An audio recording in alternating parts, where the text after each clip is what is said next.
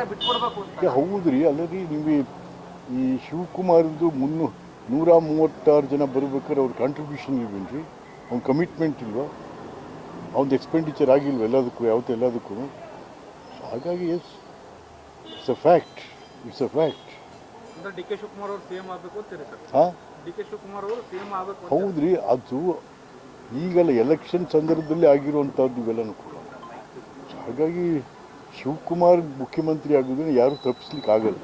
Sir, ಈಗ ಮೂಡಾದಿಂದ 300 ಕೋಟಿ ಆಸ್ತಿನ ಇಡಿ ಮುಟ್ಗೋಲ್ ಹಾಕೊಂಡಿದೆ ಅಂತೇಳಿ ಪ್ರೆಸ್ ನೋಟ್ ರಿಲೀಸ್ ಮಾಡಿದ್ರು. ಬಟ್ ಸಿದ್ದರಾಮಯ್ಯನವ್ರು ಹೇಳ್ತಾರೆ ಇದೊಂದು ರಾಜಕೀಯ ಪ್ರೇರಿತ ಪ್ರೆಸ್ ನೋಟ್ ಅಂತ. ಹೌದೌದು, ಅವ್ರು ಸುಟ್ಟರೆ ಅವ್ರದನ್ನ ರಾಜಕೀಯ ಪ್ರೇರಿತ, ಅವ್ರಿಗೆ ಬೇಷ್ ಅಂತಾರೆ. ಎಸ್, ನೋ, ಒಬ್ಬ ಮುಖ್ಯಮಂತ್ರಿಗಳು ಇಷ್ಟು ಮರ್ಯಾದೆ ಕಳ್ಕೊಂಡು ಆ ಮೂಡ ಯಾರ್ದ್ರಿ? ಇದು ಇಡೀ ಮೈಸೂರು ನಗರದ ಬಡವರ ನಿವೇಶನ. ಒಬ್ಬ ಮನುಷ್ಯ ಏನು ಕೇಳ್ತಾನ್ರಿ? ಏನಪ್ಪ, ನಾನು ನೆಮ್ಮದಿಯಾಗಿ ಬದುಕೋದು ಸುಖ ಅಲ್ಲ, ನೆಮ್ಮದಿಯಾಗಿ ಬದುಕೋಕೆ ಒಂದು ಸೈಟ್ ಕೊಡಪ್ಪ, 20-30 ಕೊಡಪ್ಪ ಅಂದರೆ ಮನೆಯವರೇ ಬರ್ಕೋ, ಸ್ನೇಹಿತರೇ ಬರ್ಕೋ, MLAಗಳೇ ಬರ್ಕೋ, ಯಾರ್ಯಾರೋ ಬರ್ಕೋ, ಏನು ಅದು ಏನೋ?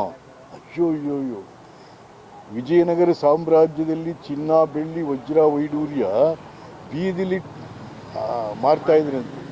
ಸಿದ್ದರಾಮಯ್ಯನ ಕಾಲದಲ್ಲಿ 50-80 ಸೈಟ್ ಎಷ್ಟು ಗೊತ್ತೇನ್ರಿ? 1200 ರೂಪಾಯಿ ಮೈಸೂರಲ್ಲಿ. 1200. ಅವ್ರ ಹೆಂಡತಿಗೆ 14 ಸೈಟ್ ಕೊಟ್ಟಿದ್ರು 21,000. ಎಷ್ಟಕ್ಕೆ? 14 ಸೈಟ್ಗೆ. ಯಾವ ಕಾಲದಲ್ಲಿ ಇತ್ತು ಸ್ವಾಮಿ? ಹಾಗಾಗಿ ಇವತ್ತು ಮೈಸೂರು ವಿಜಯನಗರ ಸಿದ್ದರಾಮಯ್ಯನ ಕಾಲದಲ್ಲಿ. ನಾಚಿಕೆ ಆಗಬೇಕು.